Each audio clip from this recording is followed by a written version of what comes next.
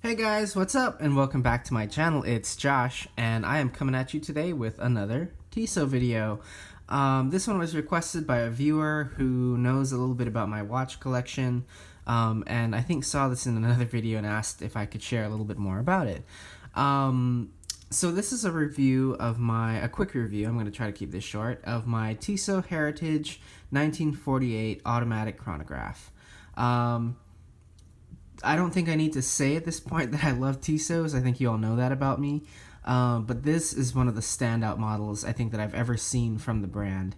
So this watch is not necessarily a reissue, but it is a reinterpretation, is probably a better word, of a chronograph that actually did come out back in 1948 from Tissot. And you can see here, if we look a little bit closer, we have the Tissot, the Tissot Heritage logo. It says Automatic. And then we've got kind of the rail track second markers, little indices, dot applied indices for the hour. Now, if you read the reviews online about this, there are two things that people kind of call out as being unnecessary. And the first is this little 12 o'clock marker, the XII, the Roman numeral marker here.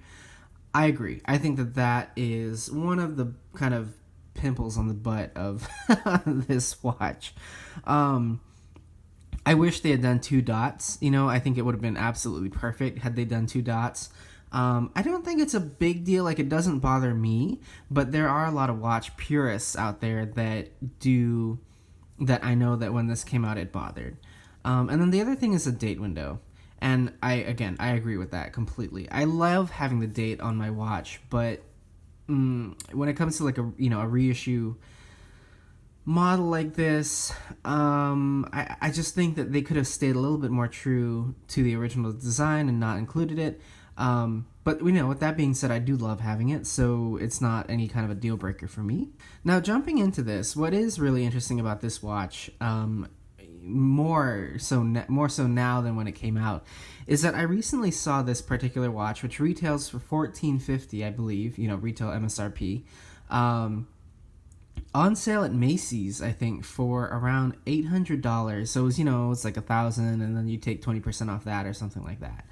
And for this watch, if you see it for anywhere around $800 from, Macy's is an authorized, retailer for Tissot, don't even think about it. Just pick it up, and don't and love it. Because I think that this watch, there's a lot of things. This is honestly, to be completely honest with you, this is one of my favorite watches. And I say that, owning an Omega, and I own, this is easily in my top 3 favorite watches. Like, if I could only ever have 3, I think I would keep my Omega, my Seiko, my JDM Seiko, and then this guy, because I just, to me, there's the movement is a 2894-2 by ETA, so it's nothing special. It's not, it's not a Valjoux chronograph. It's not, it's not some in-house, caliber, and it's not some reinvention of the caliber that was in the original watch, and I think that's okay. For $1,400, I bought this when I was in Europe, and I paid, of course, a lot less. But for anywhere, $1,400 or less, as you can get them right now, I think that's a killer deal. It doesn't need to have a perfect, in-house fancy caliber movement or anything like that to be a really phenomenal watch. What drew me to this piece was obviously the design. I think that this is just a stellar, beautiful watch. And what's funny is that people that I, come in contact with who are actual watch aficionados, I don't consider myself to be one, but the people who have the vintage Rolex and the the Omegas and the Breitlings and the Jaeger LeCoultre and that kind of thing, at first glance, whenever I've worn this around them for the first time, they look at it and they go, what is that? And they expect it to be some vintage piece, vintage, whatever you name the manufacturer. And then I say, no, it's a Tissot from 2017 or whenever this was released at Baselworld, and they're shocked. They're like, what? Because it is just such a beautiful, and I don't even think, honestly, I'm looking at it I'm looking at the camera as I'm filming. For you all watching here, I don't even think that this comes close to really showing how beautiful, how well executed, this design is. So there are a couple of things that I really like about this watch.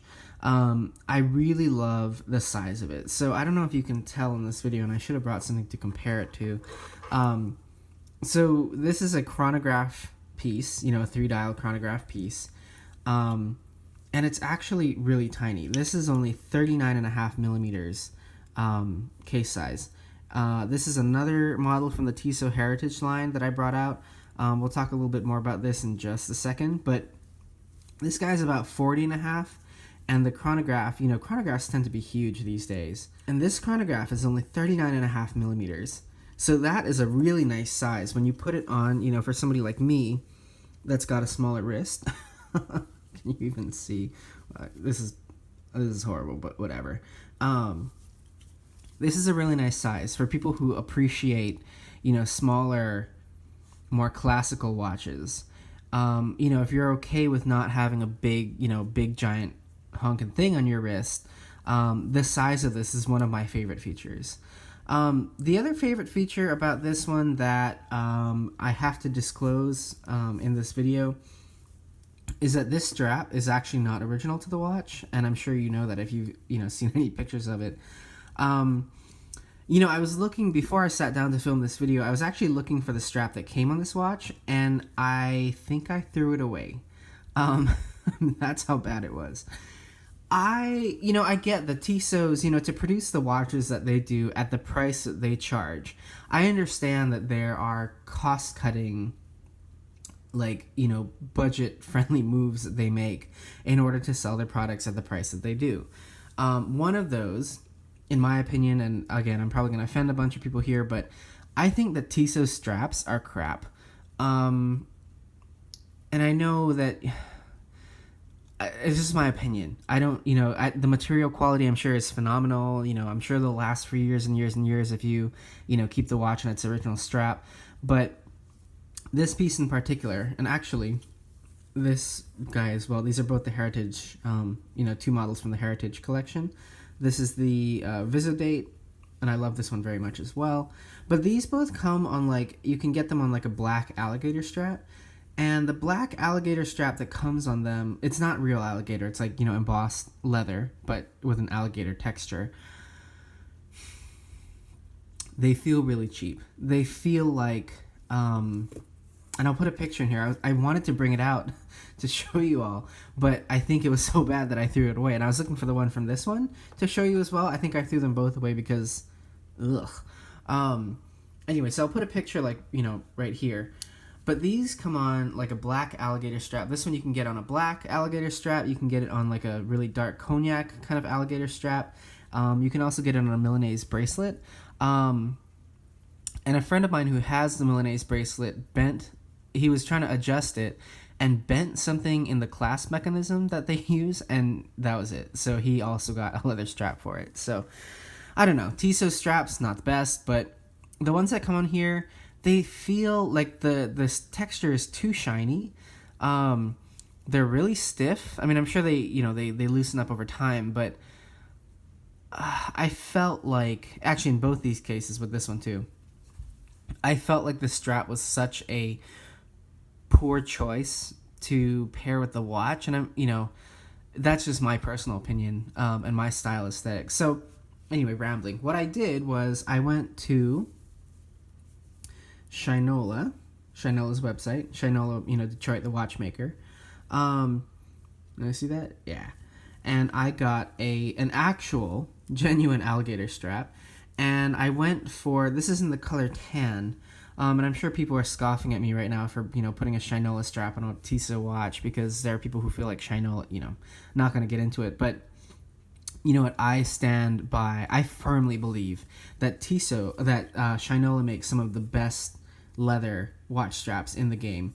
Yes, they're expensive. I think this one was $228 for the alligator strap. This one was $99. This is just a basic, tan, what is this, kind of, not cognac, but medium brown, leather strap. And I've worn both of these, like, to pieces, and they just get better and better. They patina really well, really, really beautifully. And that's something also that I think that Tissot strap just wouldn't do. Like, it wouldn't look...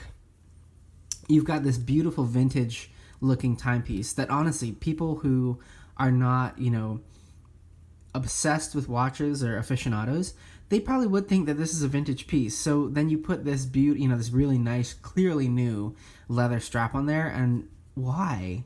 Why? So I went with this Shinola strap. This one was a lot lighter when I got it, and it has since patinaed really, really beautifully. It's gotten sort of a honey patina on it now.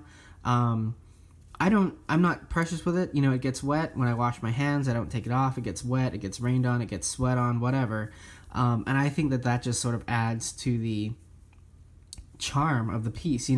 This watch is... I love that it has... you can see it's got hairline scratches on the edge there. I love that because I think that this shows... the more wear that this guy takes, the more vintage it'll look, the more authentic it'll look. And I thought that the tan strap on this guy would be perfect because, it's got a white face, and this face is really, really beautiful. I feel like I've talked about this watch before, so I apologize if I'm repeating anything that I've already said in the past. So depending on, like, how you look at the face and what light you look at this face in,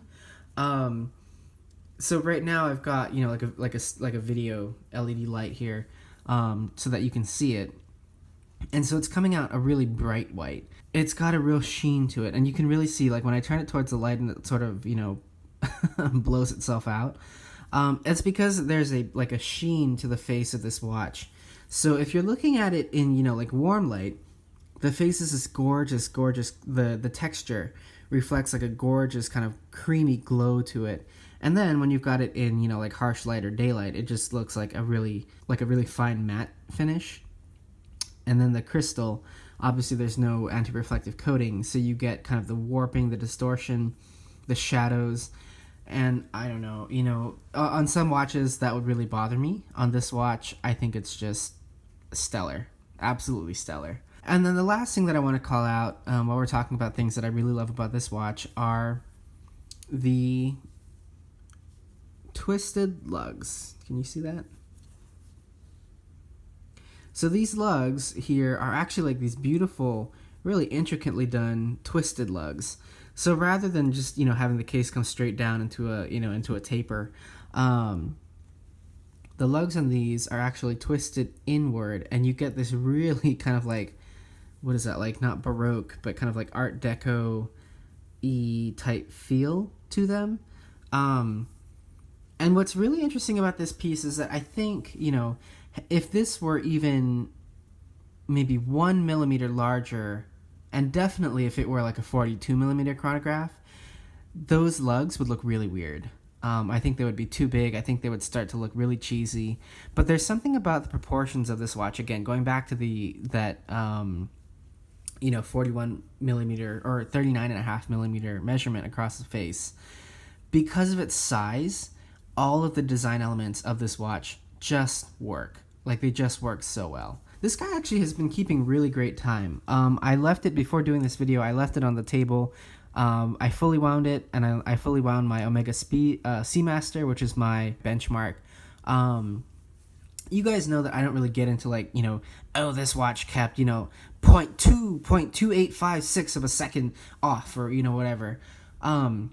But they were to the minute accurate, when I came back the next day, after about 24 hours of having them sitting on the table. So, I don't know, to me that is perfectly fine. Again, $1,400 watch. I'm not expecting it to perform at, chronometer certified standards or whatnot. And again, any kind of anomaly of this watch, I think just adds to its vintage charm. Okay, now let's jump into things that I don't like about them, and there are not too many. So I mentioned, again, when we looked at the design of this, I mentioned the dial. I don't like the 12, I don't like the date window, but they're not deal breakers. I don't like the crystal on this watch. It is a domed crystal, as you can see here. It's a really beautiful crystal, and there's nothing wrong with it. There's nothing wrong with the design of it. My problem is that they they tried to stay true to the original watch, that this was modeled after. And the original watch had a Hesselite crystal. Now, if you don't know what a Hesselite crystal is, I won't get into it here, but you can Google it. My problem with it being Hesselite, I understand again that they were trying to stay true to it, and I do think that it is nice because, again, small footprint watch, Hesselite crystal, lightweight. But this guy has a sapphire crystal. This is, another one from the Tissot Heritage line. Sapphire crystal, no AR coating, but fully domed, kind of raised on the edge.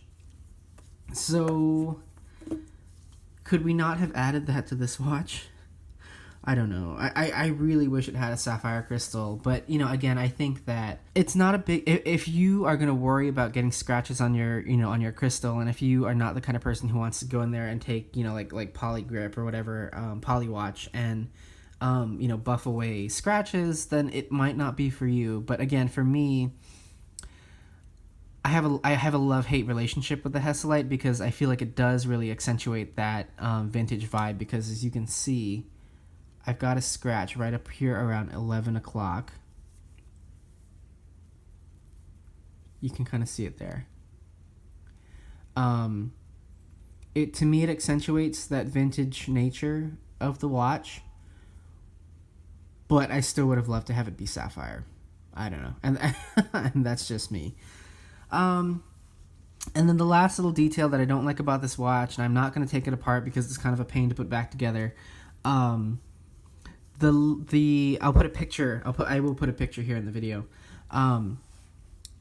Because of the design of these lugs, okay, because the twisted design couldn't be longer, like longer in terms of like if they came out to here, like if they were just a little bit taller, maybe this way. The spring bar that holds the strap into that lug is curved.